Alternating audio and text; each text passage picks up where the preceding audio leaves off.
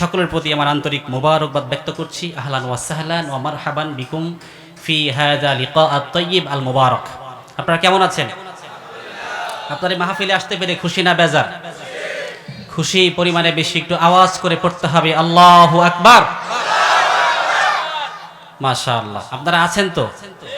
কিন্তু ঘুমায় যান নাই? মাশাআল্লাহ। মুখতাসার কিছু আলোচনা হবে। আমরা শুরুটা করব পটভূমি রাসূলুল্লাহ সাল্লাল্লাহু আলাইহি সাল্লামের সিরাতুন নবী নিয়ে। যেহেতু আজকের এই মাহফিলটা সিরাতুন নবী মাহফিল। সিরাতুন নবী, সিরাত মানে হচ্ছে জীবনী আলোচনা করা। সিরাতুন নবী, আন নবী মানে হচ্ছে নির্দিষ্ট, যে আমরা রাসূলুল্লাহ সাল্লাল্লাহু আলাইহি ওয়াসাল্লামের পবিত্র জীবন চরিত্র নিয়ে আলোচনা করব। এর নামই হচ্ছে সিরাতুন নবী। আমরা সেই সিরাতুন নবী নিয়ে আমরা আলোচনা করব ইনশাআল্লাহ। পড়েন ইনশাআল্লাহ। নবী সাল্লাল্লাহু আলাইহি ওয়াসাল্লামের জন্ম থেকে নিয়ে 40 বছর পর্যন্ত, এদিকে আমরা স্পেসিফিক কিছু কিছু বিষয় আনবো, একেবারে টোটাল শোনার সময় নাই। নবী সাল্লাল্লাহু আলাইহি ওয়াসাল্লাম তিনি আসলেন, কুরাইশ গোত্রে জন্মগ্রহণ করলেন, আমিনার উদর থেকে চলে গেলেন হালিমাতুস সাদিয়ার ঘরে, সেখান থেকে আস্তে আস্তে বড় হলেন, আবার আসলেন দাদা আব্দুল মুত্তালিবের তত্ত্বাবধানে। 8 বছর বয়সে আব্দুল মুত্তালিবের ইন্তেকাল, সেখান থেকে শুরু হলো আবু তালিবের কর্তৃত্ব। উনার তত্ত্বাবধানে বড় হচ্ছেন। বয়স যখন 12-13, সিরিয়ার ভূখণ্ডে রওনা হয়েছেন। আপনারা বুঝতেছেন আলোচনা? মাশাআল্লাহ। আবু তালিব নিজের সন্তান জাফর রাদিয়াল্লাহু আনহু, আলী কারমাল্লাহ, ইনাদেরকে সাথে করে নেন নাই, কিন্তু সিরিয়ায় যখন ব্যবসার কাজে বের হয়েছেন, সাথে কিন্তু তার ভাতিজাকে সাথে করে নিয়ে গেছেন। সুবহানাল্লাহ। সেখানে ঘটনা আমরা জানি। বুহাইরা, একটা নাম এসেছে বাহিরা, সিরাত ইবনে হিশাম পড়বেন, আর রাহিকুল মাকতামে একই নাম এসেছে, বাহিরা বুহাইরা, দুইটা নাম এসেছে। তো বুহাইরা নামক পাদ্রী নবী সাল্লাল্লাহু আলাইহি ওয়াসাল্লামকে খেয়াল করলেন যে একটা গাছের তলে বসে আছেন, দুইটা ডাল আমার নবীজিকে চাপ দিয়ে ছায়া দিতেছে। তো বাহিরা যখন এই দৃশ্য দেখেছে, সে ধারণা করেছে তাহলে এইটাই শেষ নবী হতে পারে, এবং বডি স্ট্রাকচার, তার বডি ল্যাঙ্গুয়েজ সবকিছু বলে দিচ্ছে এটাই শেষ নবী। সুবহানাল্লাহ পড়ে। বাহিরা নামক পাদ্রী দলের কাছে গেলেন। এই দলের কাছে গিয়ে বলছে দল প্রধানকে, এই সফরে যে বের হয়েছেন দল প্রধানকে বললেন যে আবু তালিব হচ্ছে দল প্রধান, কাফেলার প্রধান হচ্ছে আবু তালিব। আবু তালিবের কাছে গিয়ে বললেন আপনাদেরকে দুপুরের বেলায় মেহমানদারি করাতে চাই, আপনি যদি দাওয়াতটা কবুল করেন দুপুরের বেলায় আপনাদেরকে একটু খাবার দাবার বন্দোবস্ত করব। উদ্দেশ্য হলো যে এই যে ছোট বাচ্চাটা, একে একটু জাজ করবো, একটু জাস্টিফাই করবো, একটু বাজাবো, দেখি আসলে শেষ নবী কিনা। সুবহানাল্লাহ পড়েন। আবু তালিব সবার সাথে পরামর্শ করে দাওয়াত কবুল করলেন, মঞ্জুর করলেন, দাওয়াত মঞ্জুর করলেন। দুপুর বেলায় খাবার দাবার রান্না বান্না হয়ে গেছে, সব মানুষ খেতে বসে গেছে, আমার নবী সেখানে যায় নাই। পাদ্রী মনে মনে ভাবতেছে যাকে বাজায়া দেখবো সেই বরপুত্র এখানে নাই, খাবার কি করে দেয়। বলছে ছোট বাচ্চা ছিল, সে বাচ্চাটা কোথায়? বলছে বাচ্চা হয়তো বাহিরে খেলাধুলা করেছে। বলছে বাচ্চাটাকে আগে নিয়ে আসেন। বিশ্ব নবীকে ডেকে আনা হলো। বিশ্ব নবীকে অন্দর মহলে ডেকে নিয়ে লাত মানাত উজ্জার নামে কসম করার কথা বলা হলো। আমার নবী সাথে সাথে অস্বীকৃতি জানালে, অস্বীকৃতি জানাবো না, আমি লাত মানাত উজ্জা এগুলোর নামে আমি কসম করতে পারবো না। সুবহানাল্লাহ পড়েন। আবু তালিব সাথে আছে। আবু তালিবকে বলা হলো আপনার কি হয়? বলছে আমার সন্তান। বলছে আপনার নাম কি? বলছে আমার নাম আবু তালিব। বলছে নাম সূত্রে তো মেলে না, আমার কাছে যে সূত্র আছে এই সূত্রে মেলে না, আপনার কি হয় একটু ভালো করে বলেন। আবু তালিব বলল আমার ভাতিজা। বলছে এবার ঠিক আছে। বলছে তার বাবার নাম কি? বলছে আব্দুল্লাহ, মায়ের নাম আমিনা। বলছে আপনি যদি কিছু না মনে করেন এই বাচ্চার জামাটা খুলে তার পিঠ মোবারক দেখতে চাই, এই বাচ্চার পিঠটা দেখতে চাই। বিশ্বনবী জামা খুলবে না, পিঠ দেখাবে না। অনেক রিকোয়েস্টের পরে চাচা যখন বলেছে ভাতিজা জামাটা খুলো, পিঠটা দেখায়া দাও, পিঠটা যখন বের করেছে, জামাটা যখন খুলেছে, পিঠ মোবারকের মধ্যে দেখে মাঝখানে মোহরে নবুয়তটা ভেসে উঠেছে। পাদ্রী সাথে সাথে মোহরে নবুয়তের চুম্বু রেখে দিয়েছে, চুমুকে দিয়েছে। বলছে যে আমি আল্লাহি, যে আল্লাহ আমার শ্বাস প্রশ্বাস নেওয়ার ক্ষমতা দিয়েছেন। যে আল্লাহর হাতে আমার জান, ওই আল্লাহর নামে শপথ করে বলছি আপনার ভাতিজা শেষ নবী। বিশ্বনবী যে শেষ নবী এটা কিন্তু প্রকাশিত হয়ে গেছে মাত্র কয় বছর বয়সে চাচার কাছে? 12-13 বছরেই প্রকাশিত হয়ে গেছে, মোটামুটি সে নিশ্চিত হয়েছে আমার ভাতিজা শেষ নবী। কিন্তু এই আবু তালিব সারা জীবন আমার নবীকে, মাঠের ছায়া ছিল, মাঠের শক্তি ছিল আবু তালিব, ঘরের শক্তি ছিল আম্মাজান খাদিজা, এরপরেও তাকে আল্লাহ পাক ইসলামের জন্য কবুল করে নাই। ঠিক কিনা? হেদায়েতের মালিককে আমি আপনি যতই চেষ্টা করি না কেন, আমি আপনি যতই চেষ্টা করে দিনের দিকে ধাবিত করার চেষ্টা করি, এরপরেও দেখবেন যে আল্লাহ পাক খাতামাল্লাহু আলা কুলুবিহিম ওয়া আলা সামঈহিম ওয়া আলা আবসারিহিম গিশাওয়া, কিছু মানুষের অন্তরে আল্লাহ মোহর এঁটে দিয়েছেন। ঠিক কিনা? দাওয়াতে কোনো কাজ হয় না। আবু তালিব সারা জীবন রাসূলুল্লাহ সাল্লাল্লাহু আলাইহি ওয়াসাল্লামের ছায়ার মতো তার পাশে থেকেছেন, মাঠের শক্তি ছিল আবু তালিব, এরপরেও আল্লাহ পাক ইসলামের জন্য কবুল করে নাই। তো এইভাবে করে আস্তে আস্তে বড় হচ্ছে চাচার কাছে। 25 বছর বয়সে আম্মাজান খাদিজার সঙ্গে বিয়ে, আস্তে আস্তে এভাবে করে চলে গেল। হিলফুল ফুজুল সংগ্রহণ করলেন মাত্র 18 বছর বয়সে। কত বছর বয়সে? হ্যাঁ, 18 বছর বয়সে। হ্যাঁ, নবীজি সাল্লাল্লাহু আলাইহি সাল্লাম হিলফুল ফুজুল সংগ্রহণ করার পেছনে একটা ঘটনা আছে। ইয়েমেনের জুবায়ের গোত্রের এক লোক মক্কায় ব্যবসার লেনদেন করেছে আস ইবনে ওয়াইলের সাথে। কার সাথে? আস ইবনে ওয়াইলের সাথে ব্যবসার লেনদেন করেছে। এই বেটার যাওয়ার সময় হয়ে গেছে, কিন্তু আস ইবনে ওয়াইল টাকা দেয় না। স্থানীয় মানুষের একটা পাওয়ার আছে না, একটু গায়ের জোর খাটাচ্ছে, টাকা দেব না, যা বেটা কি করবে। এই জুবায়ের গোত্রের এই লোকটা, ইয়েমেনের এই লোকটা একদিন সকাল বেলায় কাবার চত্বরে উঁচু একটা পাহাড়ের উপরে উঠে কবিতা আকারে তার উপরে যে জুলুম হয়েছে এই বিষয়গুলো কবিতা আকারে ভাইরাল করে দিলেন। সুবহানাল্লাহ বলেন। তো এখন যেমন সোশ্যাল মিডিয়ার যুগ, একটা নিউজ হলে দেখবেন যে মুহূর্তের ভিতরে ভাইরাল হয়ে যায়। ভাইরাল হয়ে যায় না? এই বিষয়টা ঠিক চোখ বন্ধ করে ওই সিনটা খেয়াল করেন যে আস ইবনে ওয়াইলের নামে এই জুবায়ের গোত্রের লোকটা যা বলেছিল, মুহূর্তের ভিতরে মক্কার আনাচে কানাচে এই কথাগুলো ছড়িয়ে গেল যে আস ইবনে ওয়াইল এক লোকের সাথে এই কাজ করছে। কানা ঘোষা শুরু হয়ে গেল। জুবাইর ইবনে আব্দুল মুত্তালিব তারা বলল যে আমরা, তাদের হাত ডুবালো ইসের ভিতরে, মেশকের ভিতরে হাত ডুবালো, হাত ডুবায় কাবার সঙ্গে হাত মিলালো, মিলায় আল্লাহর নামে শপথ করলো, আল্লাহ তোমার নামে শপথ করছি এই লোকের পাশে আমরা থাকবো এবং এর অধিকার আমরা আদায় করব। হিলফুল ফুজুল, কল্যাণের শপথ। কিসের শপথ? হ্যাঁ, কল্যাণের শপথ। তো এই কল্যাণের শপথ করার পর তারা বলল যে এই লোকের পাশে আমরা আছি। তো এই যে সংগ্রহণ করলেন হেলফুল ফুজুল, এটা ছিল কি? কল্যাণের জন্য। কিসের জন্য? আর আমরা দেখা যায় যে ভুইফুর কিছু সংগঠন দাঁড় করাই খালি ধান্দা করার জন্য, চাঁদাবাজি করার জন্য। ঠিক কি না? রাসূলুল্লাহ সাল্লাল্লাহু আলাইহি ওয়াসাল্লামের আদর্শ হচ্ছে সংগঠন হবে বিপদ আপদে অসহায় দুস্থ মানুষের পাশে দাঁড়াবে সংগঠন। ঠিক কি না? আর সংগঠন মানেই চাঁদাবাজি, এরপরে কি? মানুষের উপরে জুলুম অত্যাচার। সংগঠনগুলো হবে কিসের জন্য? বিপদগ্রস্ত মানুষের পাশে দাঁড়াবে সংগঠন। এটা হচ্ছে আমার নবীর আদর্শ। ঠিক কি না? আল্লাহ আমাদের সহি বুঝ দেন, পড়েন আমিন। এভাবে করে চলে গেল আরো কত বছর, 35 বছর বয়সে এখানে একটা ঘটনা আছে। কাবাঘর পুনর্নির্মাণের প্রয়োজন দেখা দিল। কাবাঘর পুনর্নির্মাণ করা হবে, সেখানে কালেক্ট করা হচ্ছে। এই কাবাঘরটা কিন্তু আগে ছিল এই আকারে। কাবাঘর কোন আকারে ছিল দেখছেন? এটা দেখছেন? কোরআন শরীফ দেখছেন? কোরআন দেখছেন না? এই আকারে ছিল। পরবর্তীতে যখন কাবার কালেক্ট করা হচ্ছিল, ইট পাথর এগুলো কালেক্ট করা হচ্ছিল, কিছু শর্ট পড়ার কারণে যে কাবার হাতিম আছে, দুই পাশে কি জায়গা আছে, কাবার হাতিম আছে, এই জায়গাটা ফাঁকা, এখানে ফরজ নামাজ পড়ে নামাজ হয় না। তো পরবর্তী যখন এটা ইট যখন পাথর যখন শর্ট পড়লো, পরবর্তীতে এটা কি হয়ে গেছে? চতুর্ভুজ হয়ে গেছে, লম্বা আকৃতি আর নাই। তো পরবর্তীতে নবী সাল্লাল্লাহু আলাইহি ওয়াসাল্লাম ইচ্ছা করলে পারতেন এটাকে আবার সংস্কার করে এই আকার দিতে, কিন্তু উম্মাতের মধ্যে বিবাদ হতে পারে, ফিতনা হতে পারে, এই কারণে আর পরবর্তীতে ভেঙে আর এই আকার দেওয়া হয় নাই। তো কাবাঘর নির্মাণ যখন করছে, নির্মাণ করার সময় হাজরে আসওয়াদ পাথর বসানো নিয়ে একটা বিবাদ দেখা দিল। হাজরে আসওয়াদ পাথর বসাবে এটা নিয়ে বিবাদ দেখা দিল। অমুক গোত্র বলে আমরা বসাবো, অমুক গোত্র বলে আমরা বসাবো, অমুক বলে আমার সাথী, এরপরে সঙ্গী, লোক লস্কর বেশি আমরা বসাবো, আমাদের পাওয়ার বেশি আমরা বসাবো। আছে না পাওয়ার? আছে না?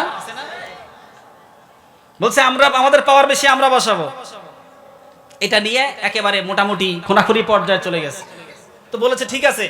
আবু উমাইয়া মাখজুমি নামে মাখজুম গোত্রের একজন মুরব্বী ছিল, তাকে সবাই মুরব্বী মানত। আবু উমাইয়া মাখজুমি বলল ঠিক আছে, আগামীকাল সকালবেলায় এই কাবার চত্বরে যে আসবে সেই বিষয়টা সমাধান দেবে। তো পরের দিন সকালবেলায় আল্লাহ তাআলা ইশারা দিয়েছে, হাবিব যান সমাধানটা করে দেন, যান সমাধানটা করে দিয়ে আসেন। বিশ্বনবী সাল্লাল্লাহু আলাইহি ওয়াসাল্লাম সকালবেলায় হাঁটতে হাঁটতে কাবার চত্বরে এসেছেন। কাবার চত্বরে এসে দেখে সব মানুষেরা সেখানে বসে আছে। কিছু মানুষ বলে উঠল, হাযাল আমিনু রাদিনাহু হাযা মুহাম্মদ, আমরা যার উপরে আশ্বস্ত এই বিশ্বস্ত মানুষের দেখা যায় এই বিশ্বস্ত মানুষটাই আমাদের সামনে এসে হাজির হয়েছে। হাযাল আমিনু রাদিনাহু হাযা মুহাম্মদ, মুহাম্মদ আমাদের সামনে আসছে, আর কোনো টেনশন নাই। সুবহানাল্লাহ বলেন। কারণ মুহাম্মাদের উপরে আমরা আশ্বস্ত, সে আমাদের বিশ্বস্ত লোক, সেই সমাধান করুক। বিশ্বনবীকে বলা হলো, মুহাম্মদ এই ঘটনা আমাদের সমাধানটা করে দাও, একটা চাদর নিয়ে আসেন। চাদর আনা হলো, চাদরের মাঝখানে বলেন ঠিক আছে, চাদরের চায়ের কানিতে আপনারা গোত্র প্রধানেরা ধরেন। সুবহানাল্লাহ বলেন। এই চাদরের চায়ের কানিতে, এই চাদরের চায়ের কানিতে গোত্র প্রধানেরা ধরলো। ধরার পরে নবী সাল্লাল্লাহু আলাইহি ওয়াসাল্লাম এই চাদরের মাঝখানে হাজরে আসওয়াদ পাথরটা নিয়ে বসায় দিলেন। আরো আসতে বলেন সুবহানাল্লাহ। বিশ্বনবী সাল্লাল্লাহু আলাইহি ওয়াসাল্লাম বললেন, ও দল প্রধানরা, ও গোত্র প্রধানেরা, এবার হাঁটতে হাঁটতে যেখানে বসাবেন সেখানে চলে যান। সবাই হাঁটতে হাঁটতে যেখানে বসাবে সেখানে চলে গেলেন। আমার নবীজির পবিত্র হাত দ্বারা হাজরে আসওয়াদ পাথরটা উঠালেন, উঠায় জায়গা মতো বসায়া দিলেন। আল্লাহ রাব্বুল আলামিন জানায়া দেন, তোমরা আমার হাবিবকে মাইনাস রেখে আমার ঘর সংস্কার করবা, আমি আল্লাহ হতে দেব না। আমি আল্লাহ রাব্বুল আলামিন আমার হাবিবকে দিয়ে শেষ কাজটা করাইয়া দিব। আমার হাবিবকে মাইনাস রেখে তোমরা কাবার সংস্কার করবা, শেষ কাজটা আমার হাবিবের হাত দ্বারা আমি করাবো। সুবহানাল্লাহ। এরপরে 40 বছর বয়সে নবুয়ত, নবী সাল্লাল্লাহু আলাইহি ওয়াসাল্লামের নবুয়ত প্রকাশিত হলো। 3 বছর গোপনে গোপনে দাওয়াত দিয়েছেন। কত বছর? আমি সামারাইজ করছি আলোচনা। এরপরে 3 বছর যখন অতিক্রান্ত হয়ে গেল, আল্লাহ রাব্বুল আলামিন বললেন, ওয়া আনদির আশীরাতাকাল আকরাবিন, হাবিব এবার আপনি আপনার নিকটতম আত্মীয়দেরকে জাহান্নামের আগুনের ভয় দেখান, আপনি কালেমার দাওয়াত দেন। কালকে সকালে সুবহানাল্লাহ বলেন। 3 বছর গোপনে দাওয়াত দিয়েছেন। কত বছর? আমাদের ভাইরা ঘর বাড়ি ছাড়া হয়েছে, আমাদের ভাইরা ঘর বাড়ি ছাড়া হয়েছে, ঘরে ঘুমাতে পারে নাই। 17টা বছর তাদের উপরে কি স্টিম রোলার চলেছে আপনারা সেটা জানেন। গোপনে গোপনে কার্যক্রম চালিয়েছেন। এটা হচ্ছে নবীজির ছিল হিকমা। নবীজির কি ছিল? এটা হিকমা এবং প্রজ্ঞা, এই দুইটা জিনিস সবার থাকে না। সব মানুষের জ্ঞান আছে, প্রজ্ঞা সব মানুষের কম বেশি আছে, কিন্তু হিকমা সব মানুষের আল্লাহ দিছেন। কি এটা হচ্ছে ছিল রাসূলুল্লাহ সাল্লাল্লাহু আলাইহি ওয়াসাল্লামের হিকমা। 3 বছর পর্যন্ত গোপনে গোপনে দাওয়াত দিলেন। সর্বশেষ আল্লাহ বললেন, ফাসদা বিমা তুমারু ওয়া আ'রিদ আনিল মুশরিকিন, রাসূল আপনি এবার মুশরিকদেরকে উপেক্ষা করে কালেমার দাওয়াত দেন। বিশ্বনবী সাল্লাল্লাহু আলাইহি ওয়াসাল্লাম সাফা পাহাড়ের উপরে উঠলেন। সাফা পাহাড়ের উপরে দাঁড়িয়ে বললেন, ওহে ফিহির, ওহে বনু ফিহির, ইয়া সাবাহা, ওহে আফসোসের সকাল, ইয়া আইয়ুহান নাসু কুলু লা ইলাহা ইল্লাল্লাহু তুফলিহু, ও মক্কার লোকেরা যদি তোমরা বলো লা ইলাহা ইল্লাল্লাহ তুফলিহু, তাহলে তোমরা সফলকাম হয়ে যাবে। সব মানুষেরা হাজির। বলছে, মুহাম্মদ কেন ডেকেছো?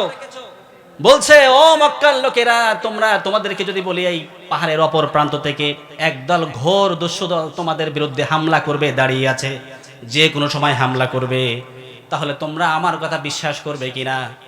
মক্কার সব লোকেরা এক বাক্যে বলে উঠল, মুহাম্মদ তুমি যদি বলো তাহলে আমরা বিশ্বাস করব।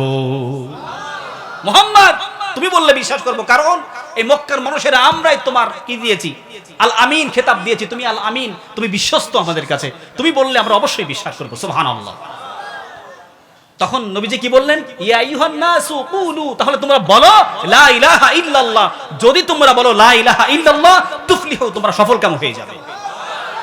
নিজের আপন চাচা বলেছে, তাব্বা লাকা ইয়া মুহাম্মদ, মুহাম্মদ তুমি ধ্বংস হয়ে যাও। নাউজুবিল্লাহ পড়েন। তো তাব্বা লাকা ইয়া মুহাম্মদ বলেছে আবু লাহাব, আরশ থেকে আল্লাহ ধমক দিয়ে বলেন, তাব্বাত ইয়াদা আবি লাহাবি ওয়া তাব মা আগনা আনহু মালুহু ওয়া মা কাসাব।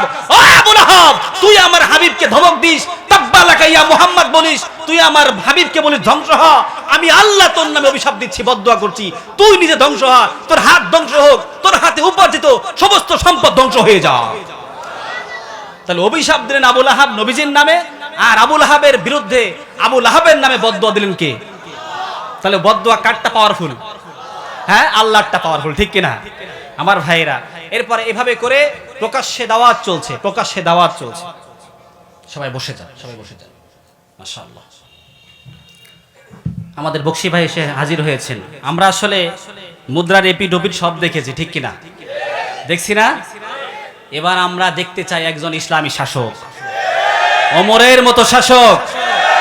নবীজি বলেছেন, লা নাবিয়্যা বা'দি ওয়ালা রাসূলা, আমি নবীর পরে নবী নাই, রাসূলও নাই। লাউ কানা বা'দি নাবিয়্যুন লাকানা ওমর, তবে আমার পরে যদি কেউ নবী হতো, আমার ওমর এই পৃথিবীর নবী হয়ে যেত।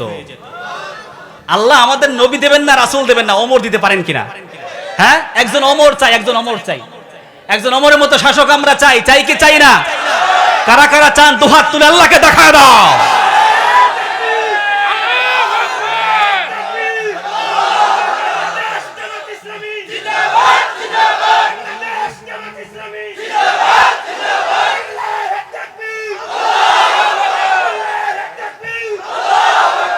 আল্লাহ কবুল করেন, পড়েন আমিন। এই ভূমি পবিত্র ভূমি, ঠিক কিনা? এই ভূমিতে ইসলামী আন্দোলনের বড় বড় নেতারা তাদের রক্ত দিয়েছে, তাদের তাজা রক্ত দিয়ে আমাদেরকে দেখিয়ে গেছে ইসলামের সঙ্গে নো কম্প্রোমাইজ। জীবন চলে যাবে, ঈমান যাবে না, ঠিক কিনা? আব্দুল্লাহ বিন হুযাফার মতো আমাদেরকে শিখিয়ে গেছে জীবন যাবে, এরপরে বাতিলের সামনে মাথা নত হবে না, ঈমান বিক্রি হবে না, ঠিক কিনা? ঈমান দেব না আমরা ইনশাআল্লাহ। আগামীতে আমরা একজন ভালো শাসক আমরা বসাবো ক্ষমতা ইনশাআল্লাহ। আগামীর বাংলাদেশ ইসলামের বাংলাদেশ, আগামীর বাংলাদেশ দাড়ি টুপিওয়ালাদের বাংলাদেশ, আগামীর বাংলাদেশ ইসলাম এবং মুসলমানদের বাংলাদেশ। আল্লাহ তুমি আমার ভূখণ্ডের প্রত্যেকটা ইঞ্চি ইঞ্চি মাটিকে ইসলামের জন্য কবুল করো, পড়েন আমিন। ভাইরা, নবী সাল্লাল্লাহু আলাইহি ওয়াসাল্লাম এবার নবুয়ত প্রকাশিত হয়ে গেছে, ঠিক কিনা? এরপরে তার উপর স্টিম রুলার নেমে আসলো। এই অবস্থায় চলে গেল কত বছর? মাক্কি জীবনে কত বছর? 13 বছর। কত বছর? 13 বছর। সর্বশেষ নিজের ভূমিতে আর থাকতে পারে নাই, ঠিক কিনা? নিজের ভূমিতে থাকতে পারে নাই, হিজরত করতে বাধ্য হয়েছে, ঠিক কিনা? 8 বছর পরে মক্কা বিজয়ের জন্য 17 রমজান রওনা হয়েছে। মক্কা বিজয়ের ইতিহাস বলে শেষ দেব ইনশাআল্লাহ। 8 বছর পরে এবার কাবার দিকে ঢুকতেছে 10,000 সাহাবী নিয়ে। কত হাজার সাহাবী? আপনারা কি বিরক্ত হচ্ছেন? মাশাআল্লাহ। আচ্ছা আচ্ছা আচ্ছা, না মেহমান চলে আসছে, লম্বা করার সুযোগ নাই, জাস্ট মক্কা বিজয়ের ইতিহাস 2-3 মিনিটে বলে সামারাইজ করব, জাস্ট সামারাইজ করে শেষ দেব ইনশাআল্লাহ। নবী সাল্লাল্লাহু আলাইহি ওয়াসাল্লাম এবার মক্কা বিজয়ের উদ্দেশ্যে রওনা হয়েছে 10,000 সাহাবী, অশ্বরোহী সাহাবী, অস্ত্র শস্ত্র সুসজ্জিত বাহিনী রওনা হয়েছে 10,000। কত হাজার? 10,000। এরপরে পথিমধ্যে মক্কার একটু দূরে রাত্রে বেলায় তাবু করলেন। নবীজি বললেন যে এখানে যুদ্ধের কৌশল থাকে, ব্যক্তিগত কিছু কৌশল থাকে, সেনাপতিরা কিছু কৌশল করে, করে কি করে না? যুদ্ধের কৌশলটা ছিল, আমার নবীজি বললেন, ও আমার সাহাবীরা, তোমরা চুলা বানাও বেশি, টয়লেট বানাও কম। সুবহানাল্লাহ বলেন। চুলা বানাও বেশি, টয়লেট বানাও কম। তখন মক্কার নেতা হচ্ছে আবু সুফিয়ান। মক্কার নেতা কে? আবু সুফিয়ান। আবু সুফিয়ান তার কিছু গোয়েন্দা বাহিনী পাঠাইছে, যাও দেখে আসো, শুনলাম যে মোহাম্মদ নাকি লোক দলবল নিয়ে চলে আসছে, যাও দেখে আসো। তো রাত্রেবেলায় যে গেছে, রাত্রেবেলায় আর লোকজন খুব একটা দেখে নাই, খালি ওই যে চুলা কাটতেছে ওই চুলা কাটা দেখছে। চুলা কাটা দেখে বলছে যে লোক আর কতগুলোর কথা বলবো, দেখলাম যে অগণিত চুলা কেটেছে। কয় যে মদন, তোকে পাঠাইছি হচ্ছে মানুষ গুনতে, আর তুই গুনছিস চুলা। বলছে মানুষ আর কি করবো, দেখলাম খালি চুলা আর চুলা, তাহলে কত মানুষ আপনি চিন্তা করেন। সুবহানাল্লাহ বলেন। এরপরে সকালবেলায় পাঠাইছে, যাও এবার হচ্ছে প্রকাশ্যে, এবার তোমরা একটু দেখে আসো। ভোরের দিকে পাঠাইছে, তো ভোরের দিকে পাঠাইছে, তো সকালবেলায় মানুষের কি টয়লেটের চাপ ধরে না? তো টয়লেট তো করছে কম, সেখানে সিরিয়াল আর সিরিয়াল, লম্বা সিরিয়াল, দীর্ঘ সিরিয়াল। এবার সকালবেলায় ওই যাদেরকে পাঠাইছে ওরা আবার করছে খেলে টয়লেট গুনছে, আর টয়লেটে কারা সিরিয়াল দিচ্ছে তাদেরকে গুনছে, কয়টা সিরিয়াল আছে। বলছে যে নেতাজি আপনার কাছে আর কি বলবো, লোক আর কতগুলো গুনবো, দেখলাম যে টয়লেটের সামনে খালি সিরিয়াল আর সিরিয়াল, ওই সিরিয়াল গুনেই শেষ করতে পারি নাই। তো বলছে উল্লোক কোথাকার, তোকে পাঠাইছে হচ্ছে লোক গুনতে, আর তুই গুনছিস হচ্ছে রাত্রেবেলা গুনে আনছিস চুলা, আর সকালে গুনছিস কি টয়লেটের সিরিয়াল। তো আবু সুফিয়ান বলছে এবার আমি নিজে গিয়ে দেখে আসি। আবু সুফিয়ান নিজে গেছে, দেখে খালি লোক আর লোক, উপায় আর নাই। আমার ভাইরা, মক্কা আক্রমণ বিনা প্রতিদ্বন্দ্বিতায়, খালিদ বিন ওয়ালিদ রাদিয়াল্লাহু আনহু শুধুমাত্র পেছন দিক থেকে ঢোকার সময় এক দিক দিয়ে ঢুকলেন জুবাইর রাদিয়াল্লাহু আনহু, এক দিক দিয়ে সাদ বিন উবাইদা ছিলেন, সাদ বিন উবাইদা আর আবু উবাইদা, আর পেছন দিক দিয়ে ছিলেন হচ্ছে খালিদ বিন ওয়ালিদ রাদিয়াল্লাহু আনহু। তো খালিদ বিন ওয়ালিদ, তাকে তো আল্লাহ তাআলা সাইফুল্লাহ, আল্লাহর তরবারি খেতাব দিয়েছে, তার রাগ কম না বেশি? বীর বীর বিক্রম। বলছে যে খালিদ খবরদার কারো উপর আক্রমণ করো না, তুমি বাধা বিঘ্ন ছাড়া, মোটামুটি যুদ্ধ ছাড়া তুমি ঢোকার চেষ্টা করবা। কিন্তু খালিদ বিন ওয়ালিদ রাদিয়াল্লাহু আনহুকে ইকরিমা, পরবর্তীতে আবু জাহেলের ছেলে ইকরিমা রাদিয়াল্লাহু আনহু, তিনি তার নেতৃত্বে হামলা করে বসলো। হামলা করার পর খালিদ বিন ওয়ালিদ রাদিয়াল্লাহু আনহু, সেখানে মোটামুটি একটা সংঘর্ষ হয়ে গেল। সংঘর্ষ হওয়ার পরে কাফের মূল্য 13 জন, মুসলমান শহীদ হলেন 2 জন। কয়জন? সুবহানাল্লাহ বলেন। কাফের জাহান্নামে পাঠালো কয়জন? 13 জন। আর মুসলমান শহীদ হলো কয়জন? 2 জন। এরপর নবীজি সাল্লাল্লাহু আলাইহি ওয়াসাল্লাম তিনি ঢুকে পড়লেন। ঢোকার পরে সর্বপ্রথম তার কাজ ছিল মূর্তি বের করে দিয়েছে কাবার থেকে। কাবা ঘর ঢুকে সমস্ত মূর্তি ধনুকের এক পার্শ্ব দিয়ে আঘাত করে করে সব মূর্তি ভাঙছে। সুবহানাল্লাহ বলবেন না? আপনারা আবার মূর্তি ভাঙতে যাবেন না, আপনারা ভাঙতে যায়েন না। হ্যাঁ, নবী সাল্লাল্লাহু আলাইহি ওয়াসাল্লাম সেটা প্রেক্ষাপট ছিল।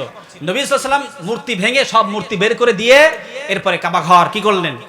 পুনরুদ্ধার করলেন, পবিত্র করলেন। এরপর নবী সাল্লাল্লাহু আলাইহি ওয়াসাল্লাম তিনি দাঁড়ালেন যে মক্কার লোকেরা, তোমরা আজকে আমার কাছ থেকে কোন বিহেভ তোমরা আশা করো, কোন ব্যবহার তোমরা আশা করো? মক্কার লোকেরা, সব মানুষেরা, কাফের বেঈমানেরা মাথা নিচু করে দাঁড়িয়ে আছে। নবী সাল্লাল্লাহু আলাইহি ওয়াসাল্লাম বললেন, ও মক্কার লোকেরা, আজকে তোমাদের সাথে আমি ব্যবহার করব আমার ভাই ইউসুফ তাদের ভাইয়ের সঙ্গে যেভাবে আচরণ করেছিল। আমার ভাই ইউসুফ যেভাবে করে তাদের ভাইয়ের সঙ্গে আচরণ করেছিল, আমিও তোমাদের সঙ্গে সেভাবেই আচরণ করব। আকুল জাল হক ওয়া যাহাকাল বাতিল ইন্নাল বাতিলা কানা যাহুকা। যখন সত্য এসেছে মিথ্যা বিলুপ্ত হয়ে গেছে, ঠিক কি না? তো এভাবে করে নবী সাল্লাল্লাহু আলাইহি ওয়াসাল্লাম মক্কার সমস্ত কাফেরদেরকে ক্ষমা ঘোষণা করলেন, সাধারণ ক্ষমা ঘোষণা, যে যারা কাবার চত্বরে যারা আশ্রয় নিবে, যার যার ঘরে যারা আশ্রয় নিবে, আবু সুফিয়ানের ঘরে যারা আশ্রয় নিবে, এই 3 জায়গায় আশ্রয় নিলে ক্ষমা, বাহিরে পেলেই কচুকাটা, তাদেরকে ক্ষমা করে দিয়েছেন, সাধারণ ক্ষমা ঘোষণা করেছেন। আপনারা দেখেছেন এই দেশে একটা গণ অভ্যুত্থান হয়েছে না? বাংলাদেশ জামাত ইসলামী একটা উদারতা দেখিয়েছে শুরুতেই। হ্যাঁ, এদেশে আমরা জানি যে এই দলের উপরে কি প্রকারের স্টিম রোলার চলেছে। তারা এসেই দলীয়ভাবে বলেছে, আমাদের দলীয়ভাবে আমাদের কোনো প্রতিশোধ নাই, আমরা সকলকে সাধারণ ক্ষমা করে দিলাম। নবীজির আদর্শ দেখিয়ে দিয়েছে, ঠিক কিনা? নবীজির আদর্শ তারা দেখিয়ে দিয়েছে। আমার ভাইরা, এটা হচ্ছে নবীজির আদর্শ। নবীজি সেই আদর্শ দেখিয়ে মানুষের মন কেড়ে নিয়ে মানুষকে ইসলামের প্রতি ধাবিত করেছেন, ঠিক কিনা? তো আমাদের অ্যাটিটিউড, আমাদের আচরণগুলো, আমাদের বিহেভগুলো যেন এমন হয় যাতে করে আপনাকে দেখে, আপনার বিহেভ দেখে, আপনার অ্যাটিটিউড দেখে, আপনার আচরণ দেখে যাতে করে 2-4 জন মোটিভেট হয়ে আপনার দিকে কনভার্ট হয়। আমাদের আচরণ যেন উগ্র না হয়, ঠিক কিনা? আমাদের আচরণ যেন সুন্দর হয়, কোমল হয়। এভাবে করে আমরা মানুষকে আমরা আল্লাহর দিকে ধাবিত করব ইনশাআল্লাহ। পারেন ইনশাআল্লাহ। রাসূলুল্লাহ সাল্লাল্লাহু আলাইহি ওয়াসাল্লাম আমাদেরকে 2টা জিনিস রেখে গেছেন বিদায় হজের ভাষণে। তারাকতু ফীকুম আমরাইনি লান তাদিল্লু মা তামাসসাকতুম বিহিমা কিতাবুল্লাহ ওয়া সুন্নতি রাসূলিহি সাল্লাল্লাহু আলাইহি ওয়াসাল্লাম। আমাদের জন্য রেখে গেছেন 1 নম্বরে আল্লাহর কিতাব, কিতাবুল্লাহ। সুবহানাল্লাহ পড়বেন না? হ্যাঁ, মুসা কালিমুল্লাহর গোত্র হয়েছিল 71 দল। এরপরে ঈসা রুহুল্লাহর উম্মতরা হয়েছিল 72 দল। আমার নবীজি বলেছেন আমার উম্মত হবে 73 দল, 1 দল বেশি হবে। সেখান থেকে একটা দল যাবে জান্নাতে, একটা দল জান্নাতি। কয়টা দল? তাহলে আমার রাসূল রেখে গেছেন কি? 2টা জিনিস। কয়টা জিনিস? আরো জোরে বলতে হবে, কয়টা? একটা কিতাবুল্লাহ, 1 নম্বরে আল্লাহর কিতাব, 2 নম্বরে সুন্নতি রাসূলিহি সাল্লাল্লাহু আলাইহি ওয়াসাল্লাম। এই 2টা জিনিস যে আঁকড়ে ধরবে সে কখনো লাইনচ্যুত হবে না, তার রাস্তাটা হবে জান্নাতের রাস্তা। আরো জোরে বলতে হবে সুবহানাল্লাহ।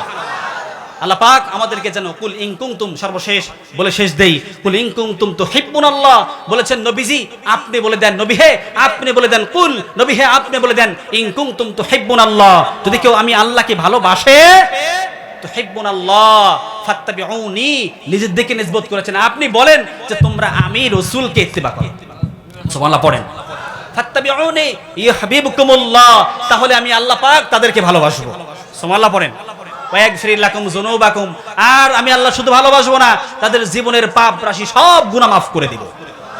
তাহলে আমরা নবীজির জীবনী, পবিত্র জীবনী সিরাতুন নবী আমরা অধ্যয়ন করব, স্টাডি করব, আমরা সেখান থেকে আমরা অনুকরণীয় বিষয়গুলো আমাদের লাইফে আমরা কি করব, অ্যাপ্লাই করব। আল্লাহ আমাদেরকে তৌফিক দান করেন, আমিন। নবীজিকে অনুসরণ করলে আল্লাহ আমাদেরকে ভালোবাসবেন, আমাদের জীবনের পাপ রাশি ক্ষমা করবেন। যদি আমরা না পড়ি না স্টাডি করি তাহলে আমরা তাকে কি করে ফলো করব? অতএব আমাদের আদর্শ একজনই, কে? মুহাম্মদ রাসূলুল্লাহ সাল্লাল্লাহু আলাইহি ওয়াসাল্লাম। আল্লাহ পাক আমাদেরকে রাসূলুল্লাহ সাল্লাল্লাহু আলাইহি ওয়াসাল্লামের আদর্শে উদ্ভাসিত হয়ে আমাদের জীবন গড়ার তৌফিক দেন পড়েন, আমিন। কোরআনের রঙে আমাদের জীবনটা সাজানোর তৌফিক আল্লাহ পাক আমাদেরকে দেন পড়েন, আমিন। আলহামদুলিল্লাহ অনেক ভালো লাগতেছিল, কিন্তু আমাদের মেহমান মানে এই কারণে ওনাকে শান্তি বলা ক্ষমা করে দিচ্ছি।